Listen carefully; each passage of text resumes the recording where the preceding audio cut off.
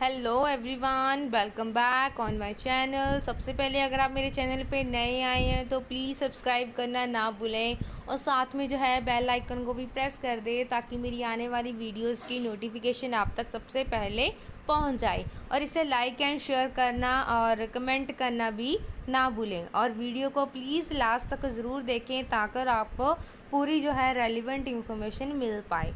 और अब जो है हम कर रहे हैं अकाउंटेंसी का टॉपिक है गैप जो है उसके बारे में हम पढ़ेंगे। So let we start. सबसे पहले पढ़ेंगे कि गैप होता क्या है। सो गैप की फुल फॉर्म है ये पहले हम यहाँ पे गैप के बारे में पढ़ेंगे एग्जैक्ट क्या है ये। So let we start. What are journal accepting accounting principles. तो ये गैप की फुल फॉर्म है जर्नल एक्सेप्टिंग अकाउंटिंग प्रिंसिपल्स। तो जनरली एक्सेप्टेड अकाउंटिंग प्रिंसिपल जो हैं आर गैप, इसे गैप बोल देते हैं। Are a set of rules, ये रूल्स होते हैं डैट एनकम्पाइजेज डिटेल, जिसमें डिटेल्स आ जाती हैं, कॉम्प्लेक्सिटीज़ आ जाती हैं, लीगैलिटी आ जाती है किसकी, बिजनेस की एंड कोऑपरेटिव अकाउंटिंग की। आई रिपीट अगेन, गैप जो है वो अकाउंटिंग प्रिंसिपल्स का एक रूल है, सेट ऑफ रूल है जिसमें जो है हम डिटेल देखते हैं उनमें क्या क्या कॉम्प्लेक्सिटीज़ हैं, क्या क्या कॉम्प्लेक्स चीज़ें हैं वो, और लीगैलिटी देखते हैं कानूनी तौर पर वो कैसी हैं, एंड कोऑपरेटिव अकाउंटिंग को भी साथ में हम लेकर चलते हैं। तो इसमें जो है हम फिनेंशियल अकाउंटिंग स्टैंडर्ड बोर्ड से रिलेटेड जो है हम देखते हैं। सो ये क्या है फिनेंशियल अकाउंटिंग स्टैंडर्ड बोर्ड, जिसे हम बोलते हैं FASB। So use gap as a foundation. तो इसे जो है यूज़ गैप, ये जो है गैप को यूज़ करते हैं as a foundation for the compensative test comprehensive set of approved accounting methods and practices. जिसे हम यूज़ करते हैं जिसके साथ जो है हमारी अकाउंटिंग के मेथड्स एंड प्रैक्टिसेस में कोई ना कोई जो है अप्रूव्ड हो, मीन्स वो सारे अप्रूव्ड करके हम अप्लाई कर पाएँ अपनी फर्म में, बिजनेस में। सो सेकंड पॉइंट है इसमें, तो गैप का एम क्या होता है कि हमने इम्प्रूव करना है क्लैरिटी को, कंसिस्टेंसी को, कंपेरेबिलिटी को, कम्युनिकेशन को, फाइनेंशियल पोजीशन की। तो इसमें हमने किस चीज़ को इम्प्रूव करना है, क्लैरिटी देखनी है, मीन्स क्लियरली दूसरों को बताना है, कंसिस्टेंसी देखनी है कि वो कितना कंसिस्ट करता है, थर्ड इज़ कंपेयरबिलिटी देखनी है वो कितना कंपेयर कर पा रहे हैं कैसे, और उस जो है फिनेंशियल इंफॉर्मेशन को दूसरों के साथ जो है कम्युनिकेट कर पा रहे हैं। So next is understanding gap. तो गैप को कैसे अंडरस्टैंड करेंगे, गैप जो है वो हेल्प करता है वर्ल्ड को गवर्न करने में। गवर्न मीन्स उसे देखने के लिए कि इनमें जो है अकाउंट्स को कैसे हमने यूज़ करना है। So accounting according to the rules, general rules के ऊपर, और गाइडलाइंस, जो भी गाइडलाइंस प्रोवाइड की जाती हैं गैप की तरफ से।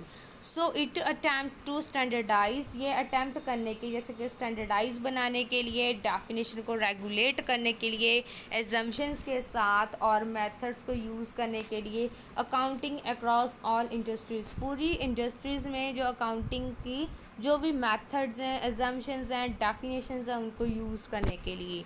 तो जो गैप है वो रिकवर करता है सच टॉपिक्स जैसे कि revenue recognisation, balance sheet classification and materiality. तो ये सारी चीज़ों को जो है ये यहाँ पे यूज़ करता है। The ultimately goal of gap, तो इसका गोल क्या है गैप का, is to ensure a company financial statements are complete. तो जो अकाउंट फिनेंशियल स्टेटमेंट्स हैं कंपनी की वो जो है कंप्लीट हो, कंसिस्टेंट हो और कंपेरेबल हो।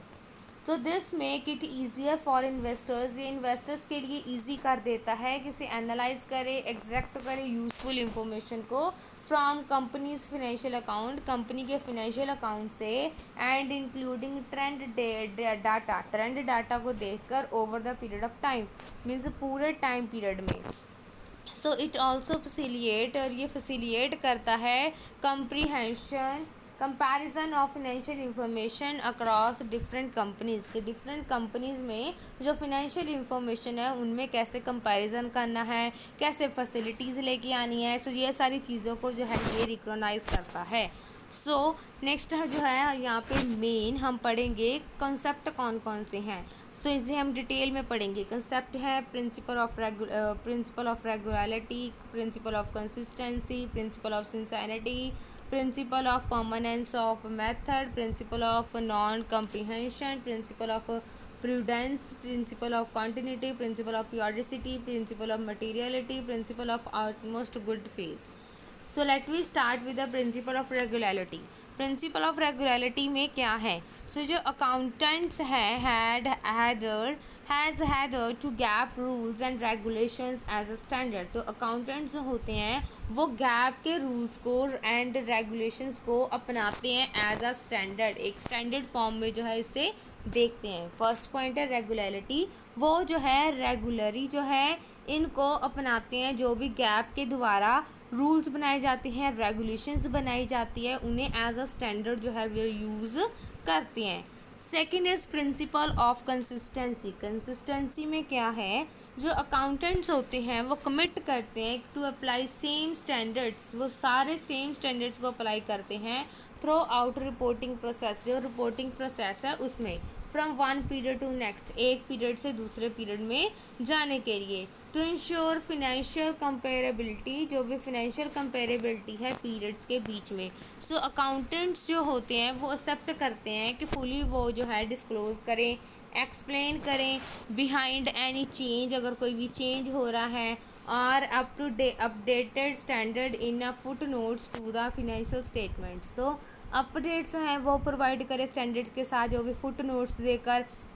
अगर कोई फिनेंशियल नोट्स स्टेटमेंट्स बना रहे हैं तो उसमें हम कोई एब्रीवेशन यूज़ कर रहे हैं या फिर कुछ और चीज़ें यूज़ कर रहे हैं, तो हम जो है उसमें फुट नोट्स बनाकर जो है उन्हें शो करें। तो प्रॉपर जो है कंसिस्टेंसी उन्हें देनी ज़रूरत है। सेकंड है प्रिंसिपल ऑफ सीनियरिटी। सीनियरिटी में क्या है कि सिंसियरली वर्क करना है।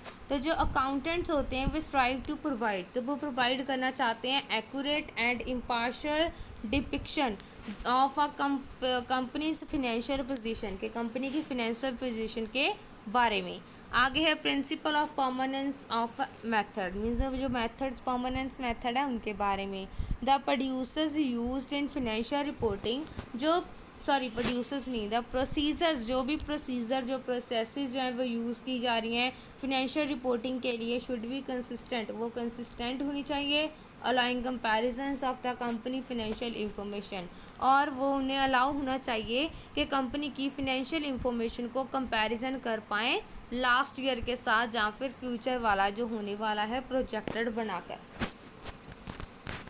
आगे है प्रिंसिपल ऑफ नॉन कंपनसेशन। तो इसमें क्या है, जो नेगेटिव एंड पॉजिटिव दोनों जो हैं वो रिपोर्ट करनी चाहिए विद फुल ट्रांसपेरेंसी, पूरी ट्रांसपेरेंसी के साथ, and without the expectation of debt compensation, और डेट की कंपनसेशन के बिना, एक्सपेक्ट किए बिना जो है हमें नेगेटिव एंड पॉजिटिव दोनों को रिपोर्ट करना जो है फुली ट्रांसपेरेंसी के साथ जो है ज़रूरी है कि हमें अकाउंट्स को पूरी ट्रांसपेरेंसी के साथ जो है नेगेटिव एंड पॉजिटिव पॉइंट्स के साथ जो है दूसरों के सामने शो करना ज़रूरी है।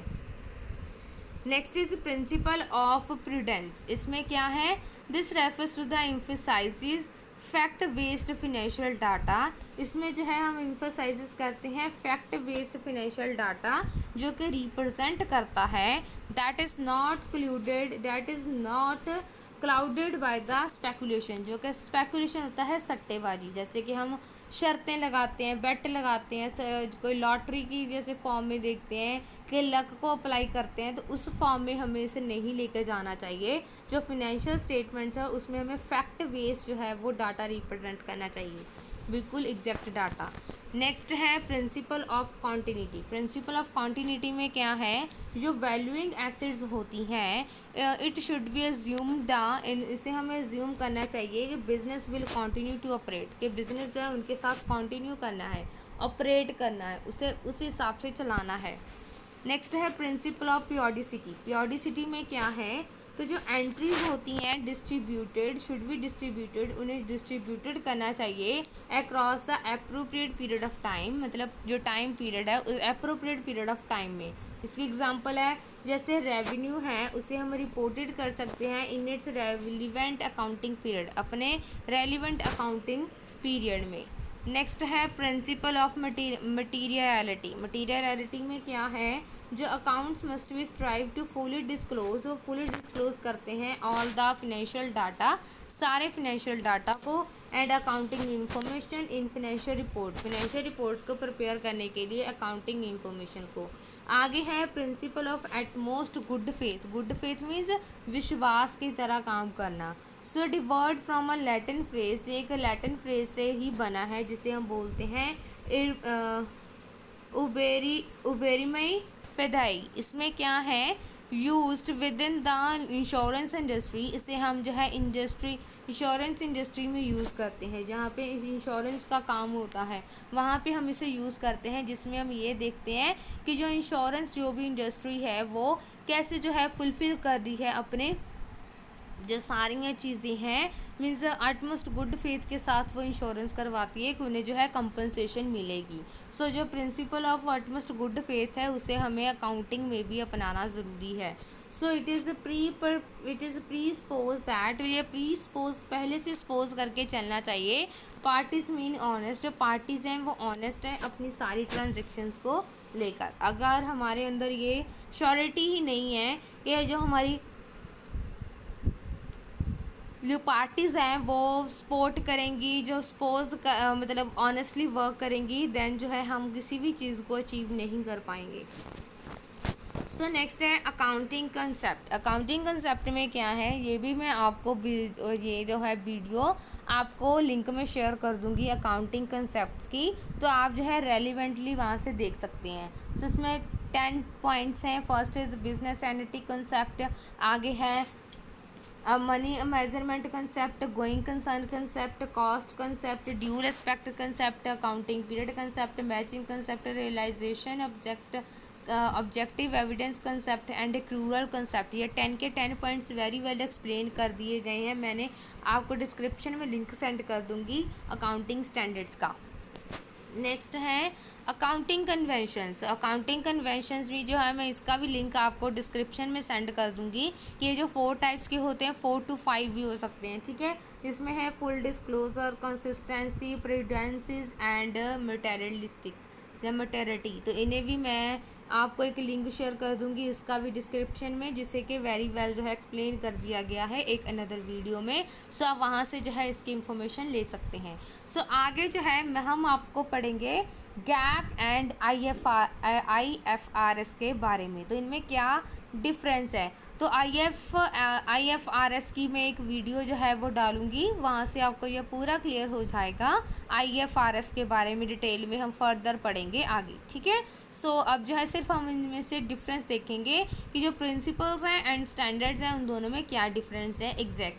सो गैप जो है वो फोकस करता है अकाउंटिंग एंड फिनेंशियल रिपोर्ट्स के ऊपर, जो कि US की कंपनीज़ के द्वारा इसके ऊपर फोकस किया गया है। सो जो फिनेंशियल अकाउंटिंग स्टैंडर्ड बोर्ड है, IFASB बोर्ड है, वो जो है इंडिपेंडेंट नॉन प्रॉफिट ऑर्गेनाइजेशन, जिसे हम NGOs बोल देते हैं, कि वो इंडिपेंडेंट है, is responsible for establish these accounting and financial reporting standards. अगर वो जो है वो रिस्पॉन्सिबल हैं, अगर वो स्टैब्लिश करते हैं accounting and financial reporting standards को। तो जो इंटरनेशनल अल्टरनेट है गैप का जो एक और अल्टरनेट है, जिसकी अगर गैप नहीं यूज़ कर रहे हैं तो उसकी जगह पे हम दूसरी चीज़ को यूज़ कर सकते हैं। तो उस गैप का नाम है, मीन्स उस अल्टरनेट का नाम है इंटरनेशनल फाइनेंशियल रिपोर्टिंग सिस्टम, जिसे हम बोलते हैं IFRS।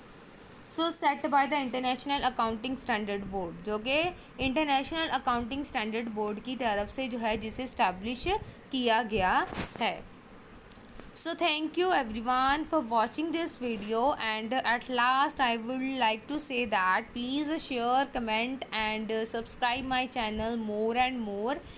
It's very need of your support, and please have to send your comments and also tell the about the video. And इसके साथ साथ जो है आप प्लीज़ वीडियो को पूरा ज़रूर देखा करें, प्लीज़, बहुत ज़रूरी है इसे पूरा देखना।